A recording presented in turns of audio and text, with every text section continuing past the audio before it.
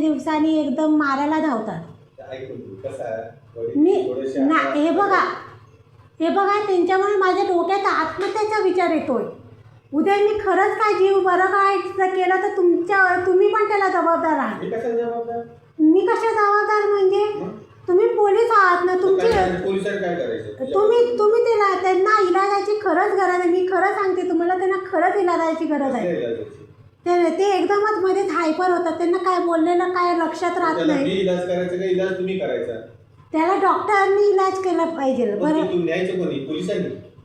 कुठल्या कायद्यात बसते पोलिसांनी न्यायचं? असं पोलिसांनी नातेवाईक असताना पोलिसांनी त्याला इलाजाला न्यायचं असं कोणत्या कायद्यात बसतं?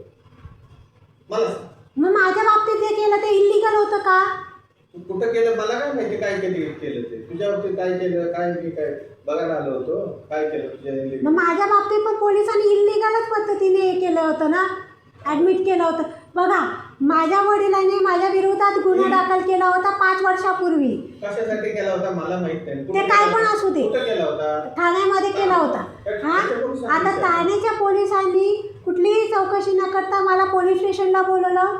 तिथून ते मला तिथं हॉस्पिटलमध्ये मला विचारलं नाही, मला सांगितलं नाही, मला काहीही माहीत नव्हतं. अचानक धक्का दिल्यासारखं झालं होतं हे सगळं. मग त्यांच्याकडे एक काम कर, तुझ्यावर कशासाठी मला हे केलं होतं त्या ठाण्याच्या पोलिसांना तो माहिती आहे का? माहिती माग. काय माहिती मागू मी आता? इतक्या वर्षांनंतर काय उपयोग आहे? त्यांनी जी कारवाई केली हे बघा, चुकीची केली का बरोबर केली ती मला कसं समजणार?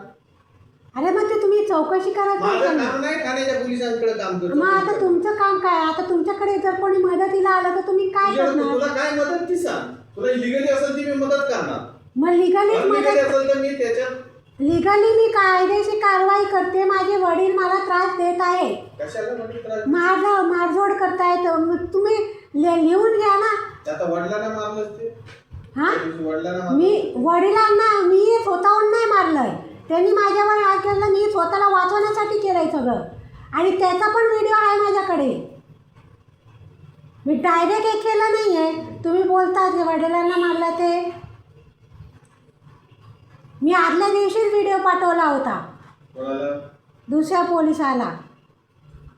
पोलीस घरगुती मॅटरमध्ये येणार की काय?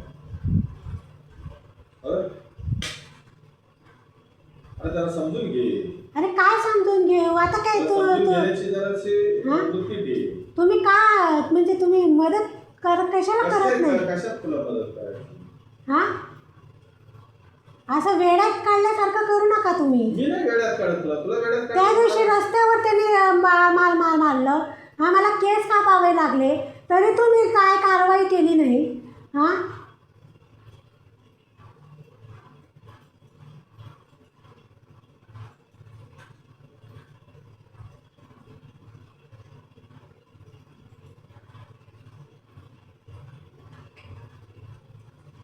असं तुम्हाला बिना वर्दीचं काम करायला अलाउड आहे पोलीस स्टेशनला? मग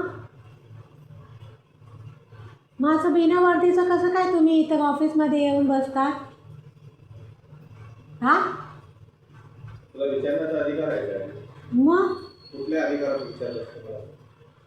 नागरिक आहे मी याची. मी सुद्धा नागरिकच आहे. मग मी काय मग तुमचं कामच आहे ना हे मदत करणं. पोलीस म्हणून मदत करणं कामच आहे. एखादा व्यक्ती संकटात असला तर त्याला मदत करणं तुमचं कामच आहे. काय चुकीचं सांगितलं मी तुम्हाला? हा, स्वतःच्या डोळ्याने बघितलं ना तुम्ही सगळ्या गोष्टी. मी काही एक बघितलेलं नाही.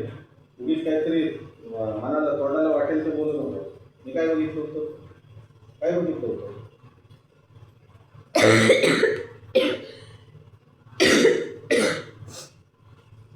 तू व्यवस्थित राहा ना.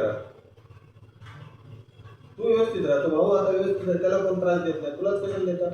तू घरात कोण बोललं त्याला कोण त्रास देत नाही म्हणून? कुठं त्याला सुद्धा मारतात. मग त्यांना सांगायचं होतं ना. त्या दिवशी विचारलं तो काय बोलला नाही.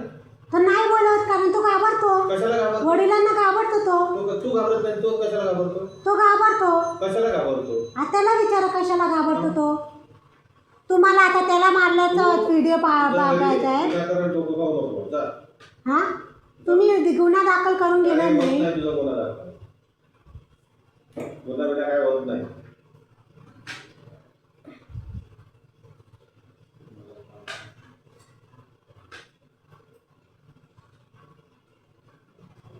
तुम्ही असं वागलात तर काय करायचं मग आम्ही?